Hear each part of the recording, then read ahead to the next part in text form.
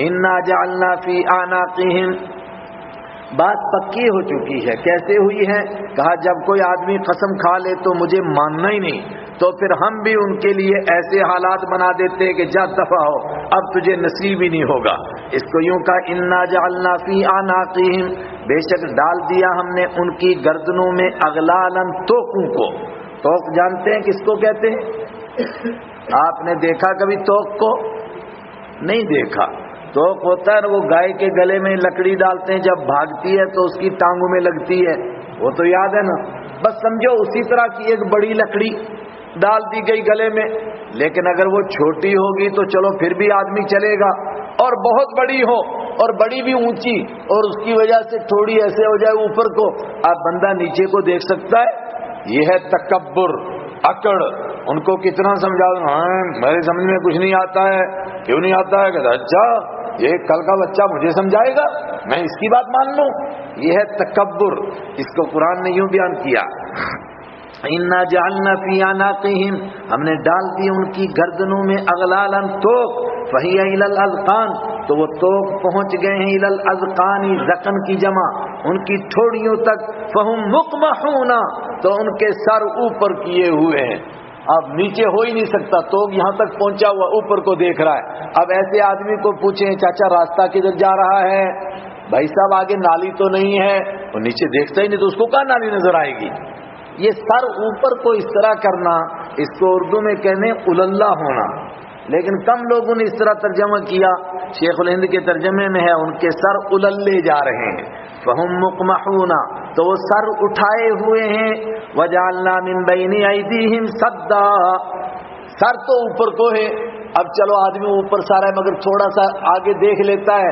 فرمایا نہیں، آگے ان کے ایک دیوار کھڑی ہے، اور دیوار کیا ہے؟ وہی کہ میں کچھ نہیں جانتا مگر کسی کی مانتا بھی نہیں ہوں، ضد ہے نہیں مانوں گا. آگے بھی دیوار کھڑی ہے. وجعلنا من بین، اور بنا دی ہم نے من بین ایدیہم، ان کے آگے، سدن ایک دیوار. بین ایدی کے لفظی معنی ہوتے ہیں دونوں ہاتھوں کے بیچ میں، مگر یاد رکھنا عربی میں یہ معنی نہیں ہوتے، صرف اتنا معنی ہوتا ہے آگے. ان کے آگے ایک دیوار کھڑی کر دی. ومن خلفہم سدا، اور پیچھے بھی دیوار کھڑی ہے.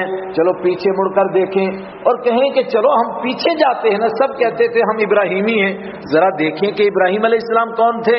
چنانچہ جب ان کو کہا گیا کہ تمہارے سب سے بڑے دادا پردادا جن کو تم مانتے ہو کون ہیں؟ کہنے لگے ابراہیم علیہ السلام. کہا تم کون ہو؟ کہا ہم ابراہیمی ہیں. نہیں سمجھے؟ مکہ کے کافر اپنے آپ کو ابراہیمی کہتے تھے، یعنی وہ کوئی خدا کے منکر نہیں تھے. کا ابراہیمی ہو تو ان سے پوچھا گیا یہ بتاؤ کہ ابراہیم علیہ السلام کو عراق سے کیوں نکالا گیا تھا؟ جواب دیا کہ مورتی پوجا کے خلاف تھے، اس لیے ان کو آگ میں ڈالا گیا. جب زندہ نکلے تو وہاں سے پھر انہوں نے خود ہجرت کی اور وہ وہاں سے نکل کر آ گئے. تو کہا جب وہ خلاف تھے تو تم کیوں ایسا کر رہے ہو؟ تو بتایا ان کے بڑوں نے ان کو کیا سمجھایا، بھائی وہ ابراہیم تھے، وہ بڑے آدمی تھے، ان کے لیے ضروری نہیں تھا ان کی پوجا کرنا، مگر ہم چھوٹے لوگ ہیں، ہم براہ راست کیسے اللہ کی عبادت کر سکتے ہیں؟ ہم تو ان کو پوجتے ہیں، یہ پھر ہماری باتیں اللہ تک پہنچا دیتے ہیں. بقول پنجابی کہتے ہیں میریاں تیرے اگے تیریاں رب اگے. ہم تم کو کہتے ہیں تم یہ آگے پہنچا دیتے ہیں. آگے بھی دیوار پیچھے بھی دیوار. فاغشیناہم، تو اوپر سے ان کے پردہ ڈال دیا گیا. فہم لا یبصرون، تو ان کو دکھائی نہیں دیتا ہے. ابو جہل کیوں نہیں ایمان لایا؟ عتبہ اور شیبہ اور ولید اور عقبہ ابن معیط اور ابو لہب جیسے لوگ کیوں نہیں ایمان لائے؟ یہ بڑا سوال تھا. اگر قرآن سچی کتاب ہے اور یہ زندوں مردوں کو زندہ کر دیتی ہے، ہلا دیتی ہے، ابو جہل جیسے لوگ کیوں نہیں ہلے؟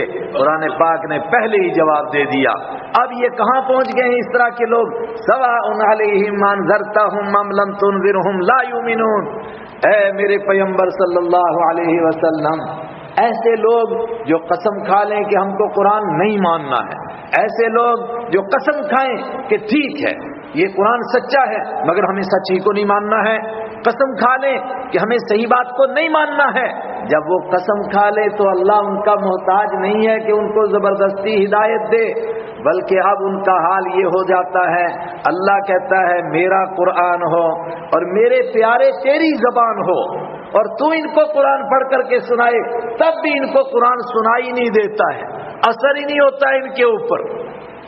एक मकाम पर कुरान पाक ने फरमाया ऐसा इनको लगता है जैसे इनको दूर से बुलाया जा रहा है, हालांकि सामने खड़े होकर इनको कुरान सुना रहे हैं, मगर इनको लगता है कि दूर से पढ़ा जा रहा है। और सूरह बनी इसराइल में फरमाया कि जब आप इनको कुरान सुनाते हैं आप और इनके बीच में कुछ ऐसे पर्दे आ जाते हैं जो दिखाई नहीं देते हैं, मगर आपका कुरान पढ़ना इन पर असर नहीं करता है। सवाउन अलैहिम व सवाउन अलैहिम, और बराबर है इन पर। अनज़रतहुम, लफ्ज़ी माना क्या आप उनको आगाह करें, लेकिन मुराद है आपका उनको आगाह करना। अम लम तुनज़िरहुम, या आप उनको आगाह न करें, यानी आपका उनको आगाह करना, उनको समझाना और न समझाना सवाउन अलैहिम, उन पर बराबर है, कोई फर्क नहीं पड़ता। क्यों? वहुम ला युमिनून, ये वो तबका है जो ईमान नहीं लाएगा। इस पर एक इश्काल होगा, क्या? कुरान ने कहा अला अक्सरिहिम, इनमें से अक्सर पर बात पक्की हो चुकी है, अक्सर पर, जिसका मतलब ये निकलना चाहिए कि अगर मक्का में 100 लोग थे तो कम से कम 55 वो होंगे कि जिन पर बात पक्की होगी उनको ईमान नसीब नहीं होगा। अलबत्ता कम से कम 45 को ईमान नसीब, भाई अक्सर करना है ना, अक्सरियत कैसे हो जाएगी, ज्यादा उधर रखेंगे। लेकिन जब हम ग्राउंड पर देखते हैं तो ज्यादा को ईमान नसीब हुआ या ज्यादा बेईमान रहे? ज्यादा को ईमान नसीब हुआ। आप गिन लीजिए कितने लोग हैं कायनात में, ऐसा इनकलाब कोई सोच सकता है? कितने लोग मारे गए दुश्मनों में से? ग़ज़वा-ए बद्र में सिर्फ 70 लोग, और ग़ज़वा-ए उहद में 37 लोग, और ग़ज़वा-ए खंदक के अंदर मान लें 10-12 लोग, और मक्का फतह होने के वक्त में 12 लोग। कुल मिला के 200-250 लोग नहीं होते हैं। और आज 200-250 लोग मर जाएं तो क्या बोलते हैं? हालात बिल्कुल पुरअमन हैं, चुटमुट घटनाएं हुई, बस चुटमुट छोटी मोटी बातें हुई हैं जिसमें 400-500 लोग मर गए हैं, बाकी हालात बिल्कुल ठीक ठाक हैं। 200-250 लोग पूरे नहीं होते हैं उनके, और इतना बड़ा इनकलाब आ गया और बाकी सबको दीन समझ में आ गया और सबको कुरान समझ में आ गया। तो अक्सर कहा था, अक्सर तो वो नहीं हुए। तो जवाब क्या है इसका? कुरान यही बताना चाहता है, हालात यही थे कि 55 बल्कि 60% लोग, बल्कि आप कहिए आगे बढ़ करके 80% लोग वो थे कि जो वाक़यातन अंदर से मर चुके थे, लेकिन ये कुरान का कमाल था, उनको भी, उनमें से जिसकी आत्मा थोड़ी सी जिंदा थी उसको भी खींच करके कुरान ले आया। अलबत्ता जो बिल्कुल ही मुर्दा हो गए थे तो वो मियाँ मोहम्मद के बकौल जिस खेती दा कुछ नहीं रहा, कि सुक्का की हरिया, किस कम धूप जलावन वाली, किस कम बदल बरिया, वो तो बिल्कुल ही मुर्दा थे।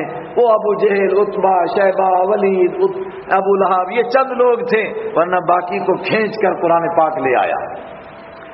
इन्नमा तुनज़िरु मन इत्तबअ ज़िक्रा, और ये बातें उनको सुनाई जा रही थी किस लिए? ताकि उनकी हिस्स जिंदा हो, उनको भी शौक पैदा हो कि यार हमको मुर्दा कहा जा रहा है, हम तो जिंदा हैं, चल फिर रहे हैं। तो वो कहेंगे अच्छा मुर्दा कौन होता है? जो समझता नहीं है, चलो हम समझने की कोशिश करते हैं। चुनांचे यही वो बातें थी जिसके ऊपर आहिस्ता आहिस्ता उनका ज़मीर टूटा, उनका दिल टूटा और उनकी सोच टूटी, और आखिर अल्लाह ने उनको अपना दीन नसीब किया। कुरान पाक ने बताया कुरान से किसको फायदा होता है?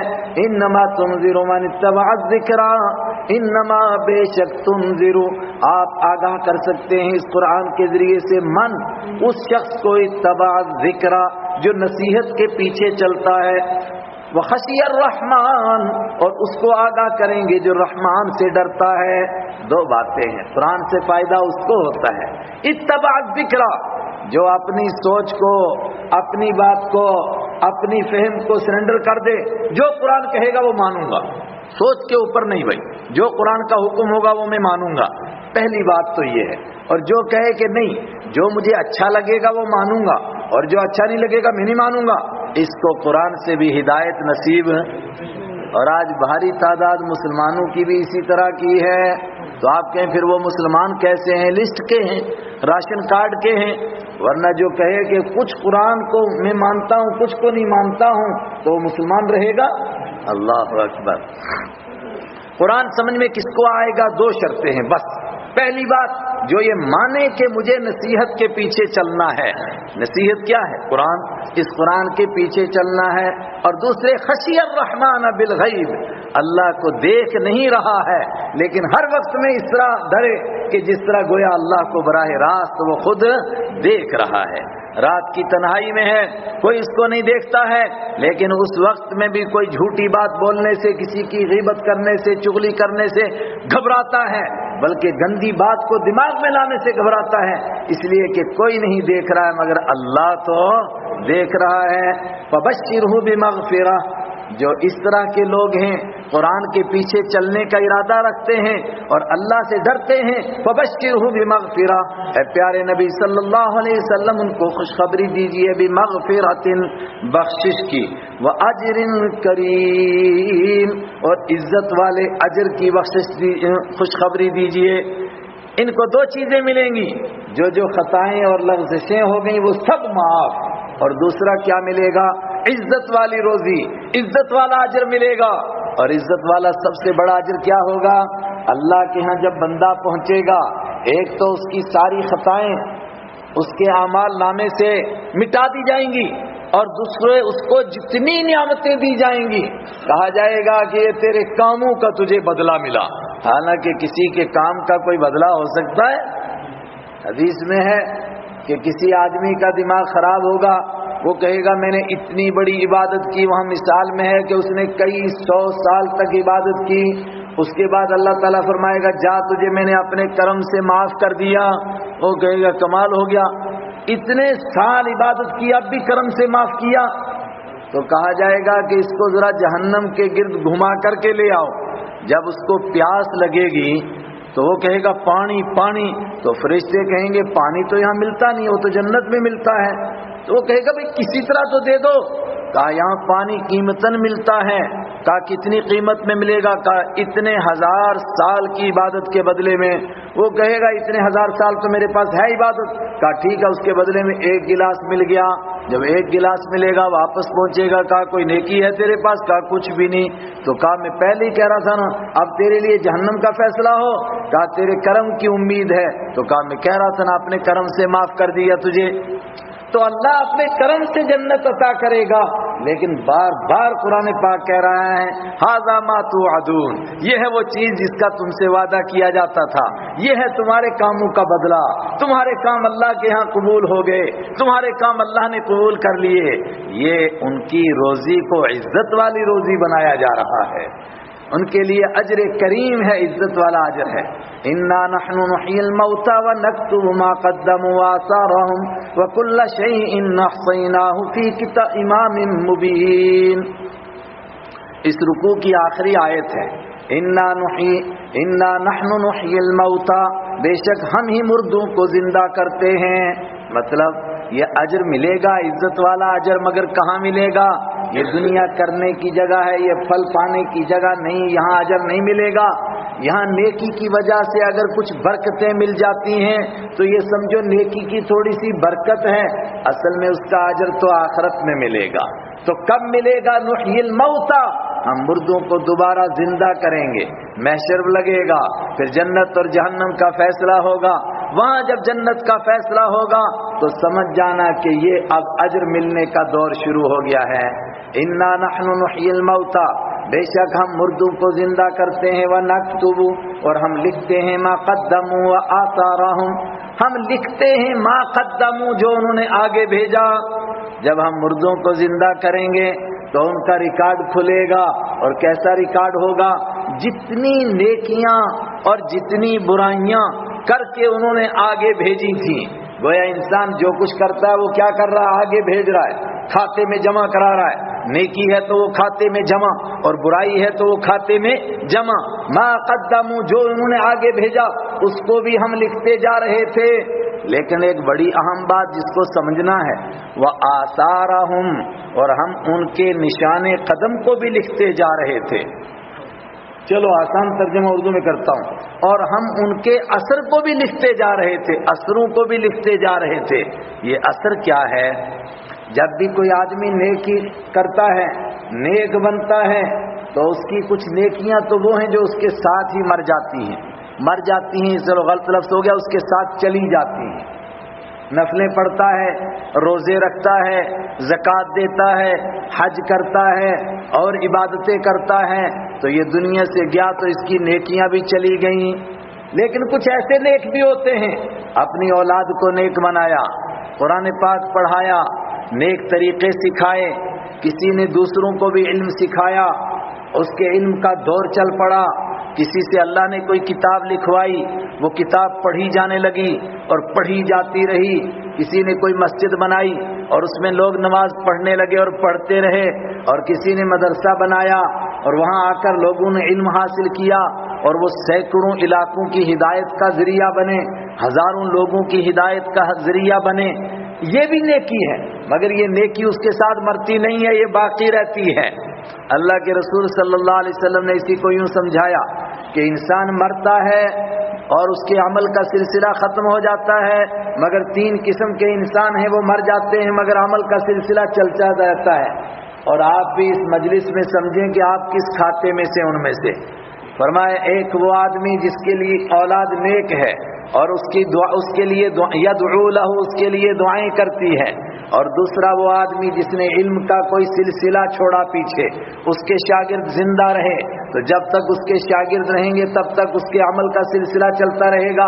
اور تیسرے نمبر پر وہ آدمی جس نے کوئی ایسا خیر کا کام کیا جو صدقہ جاریہ بن گیا، مسجد بنا کر چلا گیا، مدرسہ بنا کر چلا گیا، کنواں کھود کر چلا گیا، باغ وقف کر کے چلا گیا، وغیرہ وغیرہ، کوئی بھی اس طرح کا کام کر لیا، کوئی سرائیں بنائی، کوئی مسافر خانہ بنا لیا، تو جب تک لوگ اس مسافر خانے میں ٹھہرتے رہیں گے تب تک اس کو ثواب ملتا رہے گا، اس کی نیکی کا سلسلہ چلتا رہے گا۔ اسی کو یہاں فرمایا ہم لکھتے ہیں ما قدموا، جو انہوں نے آگے بھیجا، وآثارہم، اور ہم لکھتے ہیں ان کے اثروں کو بھی، ان کے اثر کو بھی۔ یہ اثر کیا ہے؟ یہ جو پیچھے چھوڑا۔ اچھا، یہ نیکی کا مسئلہ ہے، تو گناہ کا بھی اسی طرح ہے۔ ایک آدمی نے شرک کیا تو شرک کر کے مر گیا، ٹھیک ہے، چوری کی، چوری کر کے مر گیا، ڈکیتی ڈالی، ظلم کیا، گالیاں دی اور پتہ نہیں کیا کیا بدماشیاں کی، اللہ کی توحید کو نہیں مانا، قرآن کے سچا نہیں مانا، اللہ کے رسول کو نہیں مانا، یہ اس نے گناہ کیے، جب مر جائے گا تو اس کی سزا ملے گی۔ لیکن یہ گناہ اس کے ساتھ مر گئے۔ ایک دوسرا طبقہ ہوگا جن کے گناہوں کا سلسلہ چلتا رہے گا، مسٹر کوئی سینما ہال کھول کر کے چلے گئے ہیں، کوئی اور شرک کا اڈا بنا کر کے چلے گئے، کوئی بھی شرک کا اڈا ہو، شرک کرنے کا، لوگ اس کے پیچھے شرک کرتے رہے، اور کوئی اس طرح گندا رواج ڈال گیا، شادی میں ناچنے کا رواج ڈالا، گانے کا رواج ڈالا، مرنے کے اوپر اور کوئی گندے گندے رواج ڈالے، جو اس طرح کے رواج ڈال کر کے چلا گیا، اس کے مرنے سے اس کا کام ختم نہیں ہوا۔ جب تک اس کے پیچھے لوگ اس پر عمل کرتے رہیں گے تو اس کے کھاتے میں وہ بھی جمع ہوتا رہے گا۔ ما قدموا آثارہم، ہم لکھتے جا رہے ہیں جو انہوں نے آگے بھیجا، وآثارہم، اور جو انہوں نے پیچھے چھوڑا۔ اور میں اور آپ سب اپنے دل میں تلاش کریں کہ ہم نے اپنے پیچھے کیا چھوڑا، کس کو چھوڑ کر کے گئے۔ بعض دفعہ دیکھیں گے شاید کچھ بھی نہ نظر آئے، لیکن کچھ نہ کچھ امید رہتی ہے۔ میں کہتا ہوں کچھ نہ کر سکو، کم سے کم کسی کو نیکی کا راستہ بتا دو، کسی بے کلمے والے کو کوشش کرو کلمہ نصیب ہو جائے، کسی بے نمازی کو آپ کی محنت سے نماز نصیب ہو جائے، کوئی جھوٹا سچا ہو جائے، کوئی چور چوری چھوڑ دے، اور کوئی قرآن سے بھاگنے والا، جیسے قرآن کا نام آتا ہے بھاگتے ہیں، تو ایسا بھاگنے والا آپ کی محنت سے قرآن کی مجلس میں بیٹھ جائے، تو جب تک وہ زندہ رہے گا آپ کو بھی ثواب ملتا رہے گا۔ اور مسجدیں اور مدرسے اور یہ سب کچھ نیکی کے کام ہیں، لیکن ایک کام ہمارے اسلاف کا پرانا ہوتا تھا، وہ کیا ہوتا تھا؟ مسافر خانے بنانا، سرائیں بنانا، یتیم خانے بنانا، وہ ہمارے دور میں کم ہو گیا، اس پر بھی ہم توجہ دیں، وہ بھی باقی رہنے والا کام۔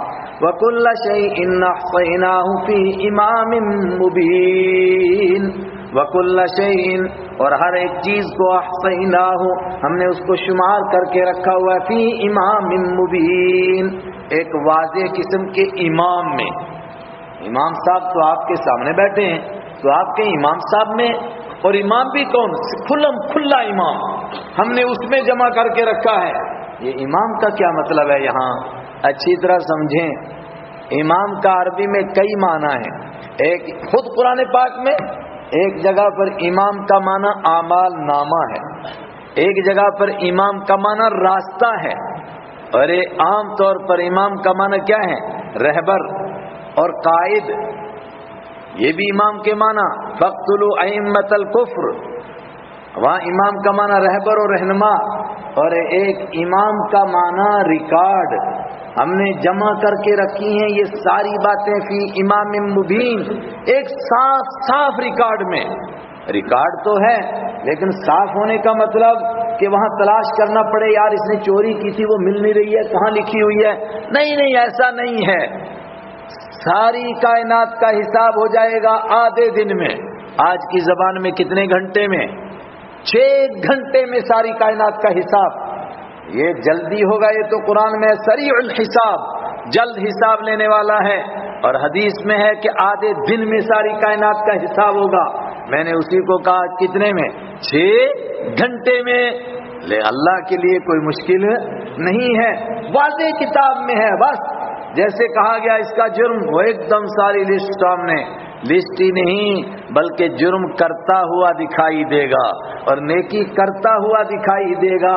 وَكُلَّ شَيْءٍ، اور ہر ایک چیز کو احصیناہ، ہم نے شمار کر رکھا ہے فی امام مبین، ایک واضح قسم کے ریکارڈ میں، ایک صاف صاف کتاب کے اندر، ایک صاف صاف ریکارڈ کے اندر، اور صاف صاف اعمال نامے میں. یہ بھی ترجمہ کر سکتے ہیں آپ. یہ ایک رکوع پورا ہو گیا اور ادھر 54 منٹ بھی ہو گئے، سمجھو 1 گھنٹہ پورا ہو گیا. اب آپ بتائیے، مجھے لگتا ہے کچھ لوگ بیچارے تھک گئے، وہ کروٹ بدلتے ہیں، کبھی ادھر بیٹھتے ہیں کبھی ادھر بیٹھتے ہیں، کبھی ادھر بیٹھتے ہیں کبھی ادھر بیٹھتے ہیں. اگرچہ ٹی وی کے سامنے تو 2-4 گھنٹے بھی بیٹھ سکتے ہیں اگر میچ چل رہا ہو، موبائل کے سامنے تو ساری رات بیٹھے رہیں. یہ توفیق کی کمزوری کی بات ہے، قرآن سے لگاؤ کی کمزوری کی بات ہے. ورنہ جب قرآن سے عشق ہو جائے گا تو پھر قرآن پڑھنے والوں کو پوچھو، ان کو تھکاوٹ ہی نہیں ہوتی ہے. کتنا پڑھا، کھڑے کھڑے تھکتے ہی نہیں ہیں. ان کو سنتے ہوئے تھکاوٹ نہیں ہوتی، پڑھتے ہوئے نہیں ہوتی. لیکن ہمارا معدہ بھی کمزور ہے، جسم بھی کمزور ہے. اتنا ہی پڑھیں کہ آگے پڑھیں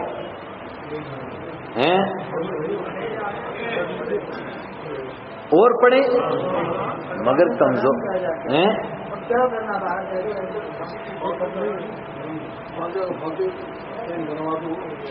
چلیے پھر میں تو سوچ رہا تھا بس کرتا ہوں، لیکن بھاری اکثریت کہتی ہے کہ باہر جا کر بھی غیبت کرنی ہے، جو تھوڑی بہت نیکی نصیب ہوئی وہ بھی ختم ہو جائے گی.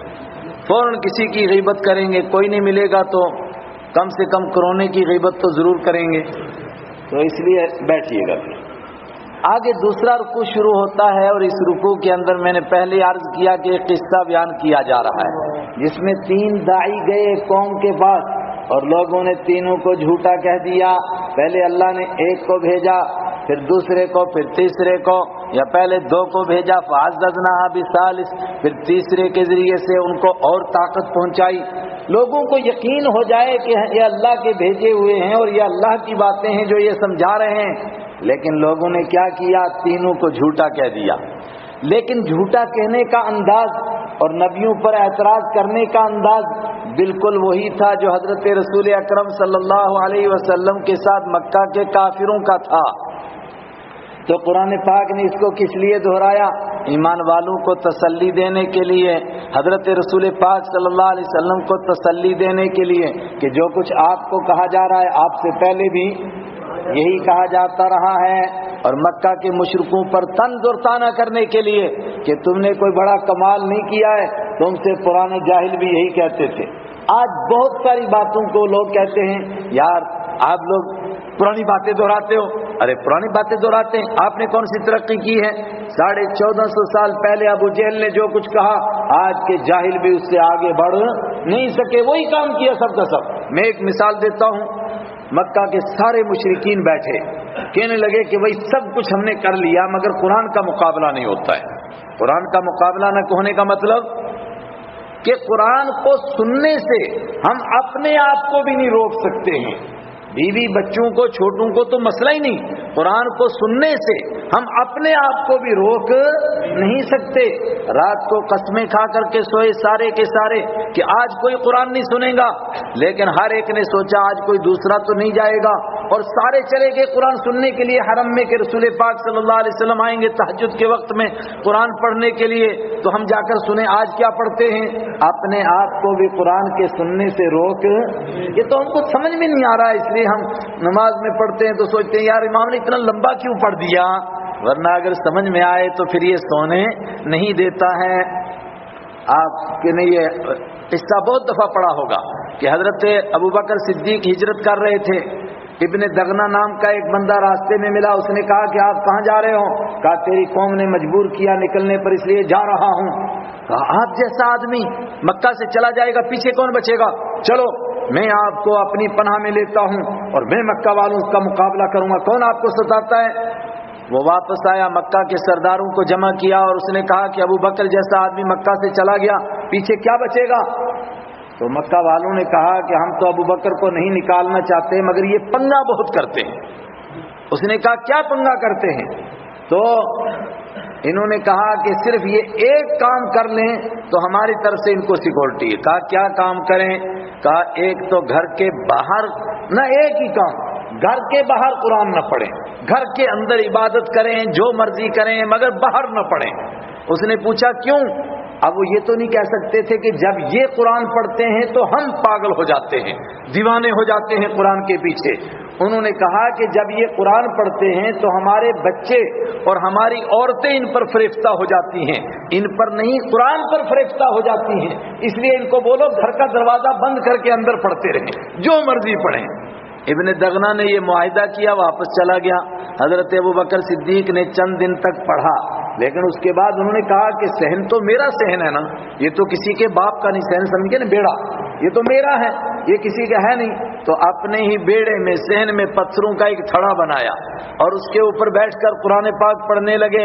مکہ والے ابن دغنہ کے پاس گئے، ابن دغنہ بہت دور رہتا تھا، وہاں سے اس کو بلا کر کے لائے کہ ابو بکر شرط کے خلاف کر رہا ہے۔ کہا کیا کر رہا ہے؟ کہا صحن میں قرآن پڑھ رہا ہے۔ اس نے کہا اس سے کیا ہوتا ہے؟ کہا آج دیکھ لے کیا ہوتا ہے۔ اس نے دیکھا جب ابو بکر قرآن پاک پڑھتے ہیں، حضرت عائشہ صدیقہ فرماتی ہیں ابو بکر بہت نرم دل تھے اور وہ اپنے آنسوؤں پر کنٹرول نہیں کر سکتے تھے قرآن پاک پڑھتے ہوئے، تو جب وہ قرآن پڑھتے تھے ان کی آنکھوں سے برسات لگتی تھی، تو پھر مکہ کے مشرک بھی اس کو برداشت نہیں کر سکتے تھے۔ ابن دغنہ نے دیکھا پوری گلی میں دل رکھنے کی جگہ نہیں ہے، لوگ کھڑے ہیں۔ کہا کیا کر رہے ہیں؟ کہا ابو بکر قرآن پڑھ رہے ہیں صحن میں تو ہم وہ سن رہے ہیں۔ کہا دیکھ لیا نا کیا حشر ہے ان کا، قرآن ان کو کھینچتا تھا۔ سوال، اور وہ بیوی بچوں کا نام تھا، ورنہ اصل میں تو خود قرآن سے روکنے کی وہ خود طاقت نہیں رکھتے تھے، لیکن الٹے قسم کی باتیں کہتے تھے۔ ان کو کہا جا رہا ہے کہ جو کچھ تم کہتے ہو تم سے پہلے نافرمان بھی یہی باتیں کہہ گئے ہیں۔ وَاضْرِبْ لَهُمْ مَثَلًا، اے رسول اکرم صلی اللہ علیہ وسلم ان کے سامنے بیان کیجئے ایک مثال، اصحاب القریہ، ایک بستی والوں کی مثال، اذ جاء المرسلون، جب ان کے پاس بھیجے ہوئے آئے تھے۔ یہ بستی کون سی تھی اور یہ بھیجے ہوئے کون لوگ تھے آج تک معلوم نہیں، اور معلوم ہونے سے کوئی فائدہ بھی نہیں ہے۔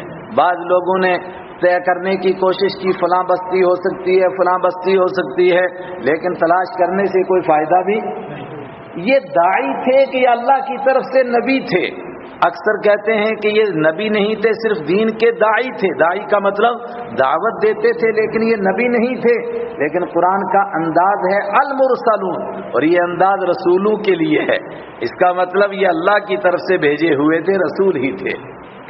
اذ ارسلنا الیہم اثنین، یاد کرو اس وقت کو، ارسلنا الیہم، جب ہم نے بھیجا ان کی طرف اثنین، دو رسولوں کو، یا تو دونوں اکٹھے آئے یا پہلے ایک آئے اور اس کے بعد دوسرے آئے۔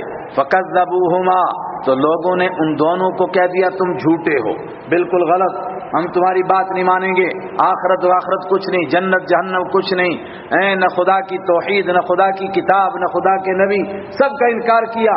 فعززنا بثالث، تو ہم نے طاقت عطا کی تیسرے کے ذریعے سے، عززنا ہم نے مضبوط کیا تیسرے کے ذریعے سے، فقالو تو انہوں نے کہا انا الیکم مرسلون، تینوں نے مل کر کہا بے شک ہم الیکم تمہاری طرف مرسلون بھیجے ہوئے ہیں، ہم بھیجے ہوئے ہیں بھائی، رسول ہیں اللہ کے، اللہ نے پیغام دے کر ہم کو بھیجا ہے۔ قالوا ما انتم الا بشر مثلنا، بڑی اہم بات، حضرت نوح علیہ السلام کے دور سے لے کر حضرت رسول اکرم صلی اللہ علیہ وسلم کے زمانے تک جب بھی کوئی نبی آیا ہے اور انہوں نے آ کر کے لوگوں کو خدا کی توحید کی دعوت دی، لوگوں نے ایک ہی جواب دیا، تو نبی نہیں ہو سکتا ہے۔ کہا کیوں نہیں ہو سکتا ہوں؟ کہا تو بشر ہے، جو بشر ہے وہ نبی کیسے ہو جائے گا؟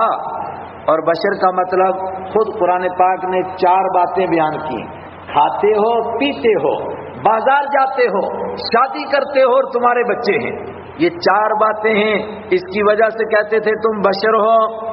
جب تم بشر ہو، کھاتے ہو، پیتے ہو، شادی کرتے ہو، بازار جاتے ہو، کاروبار کرتے ہو، تو تم نبی کیسے ہو سکتے ہو؟ یہ کام تو ہم بھی کرتے ہیں، یہ تو ہمارے بھی کام ہیں۔ ایک بشر کا معنی وہ ہمارے محاورے میں ہے، گنہگار، سیاکار، بدکار، عربی میں وہ معنی بشر کا، عربی میں بشر کے معنی انسان۔ تو انسان کیا کام کرتا ہے؟ کھاتا ہے، پیتا ہے، بازار جاتا ہے، شادی کرتا ہے، اس کے بچے ہوتے ہیں، اس کی بیوی ہوتی ہے۔ کہا تم تو بشر ہو۔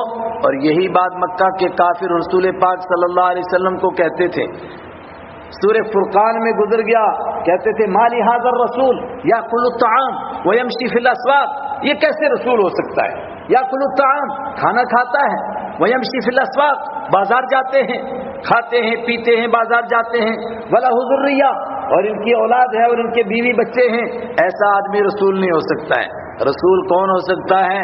کہا جو نہ کھاتا ہو، نہ پیتا ہو، نہ شادی، نہ بیاہ، جنگلوں میں پھرتا ہو، غاروں میں رہتا ہو، پانی پر مسلح ڈال کر نمازیں پڑھتا ہو، وہ رسول ہو سکتا ہے۔ لیکن انبیاء کرام نے جواب دیا کہ نہیں، ہم بے شک انسان ہیں اور انسانوں ہی کو اللہ نے رسول بنانا ہے، اس لیے کہ جو انسانی معاشرے میں نہیں رہے گا وہ انسانوں کو سدھارے گا کیسے؟ سوال ایک پیدا ہوتا ہے کہ انسان کے دماغ میں، کافروں کے دماغ میں یہ بات آئی کہاں سے تھی؟ یہ شیطان نے بڑی محنت کر کے داخل کی تھی کہ ایسا آدمی نبی نہیں ہو سکتا ہے۔ اور یہ کیسے سمجھ میں آئے؟ اس سے ہم سمجھ سکتے ہیں کہ آج بھی اگر اس طرح کا کوئی انسان ہو جو نیکیاں کرتا ہو اور کھاتا ہو اور پیتا ہو اور بازار جاتا ہو، مثلا تجارت کرتا ہے، اس کی دکان ہے، اللہ کے نبی صلی اللہ علیہ وسلم نے فرمایا سچا تاجر اور اللہ کے حقوق ادا کرنے والا، بندوں کے حقوق ادا کرنے والا، سچ بولنے والا، قیامت کے دن نبیوں کے ساتھ ہوگا۔ اس سے اوپر ہے کوئی درجہ؟ بولو نا۔ اگر ہم کہیں کہ فلاں تاجر نماز پڑھتا ہے، ایک ایک سنت پر عمل کرتا ہے اور سچ بولتا ہے، اس دور کا کوئی پوچھے اور اس علاقے کا سب سے بڑا ولی کون ہے، میں کہوں فلاں آدمی ہے، وہ تو کوئی مانے گا اس کو ولی؟ بولیے نا۔ لوگ کہیں جائیں گے دوڑ کر کے سب کہ یہ ولی ہے، جب دیکھیں گے ارے یار یہ تو فلانا چاچا، یہ کہاں ولی ہے، یہ تو فلانا بزرگ ہے، یہ کہاں ولی ہو سکتا ہے؟ اس کے مقابلے میں ہم کہیں کہ وہ پہاڑ کی چوٹی پر ایک مشٹنڈا بیٹھا ہے اور ہے بھی پورا ننگا اور بس شہر میں کبھی آتا ہی نہیں، مانیں گے لوگ ولی کے نہیں مانیں گے؟ مانیں گے۔ یہ شیطان نے ذہن بنایا ہے کہ بزرگ اس طرح کا ہوتا ہے۔ اللہ کے رسول فرماتے ہیں کہ یہ بزرگ ہے، مگر لوگ اس کو بزرگ نہیں مانیں گے۔ اگر کہا جائے بھائی فلاں بزرگ ہے، سچ بولتا ہے، پورا تولتا ہے، سنت پر عمل کرتا ہے، فرض پر عمل کرتا ہے، حلال کی روٹی کھاتا ہے، کوئی مانے گا اس کو؟ نہیں مانے گا۔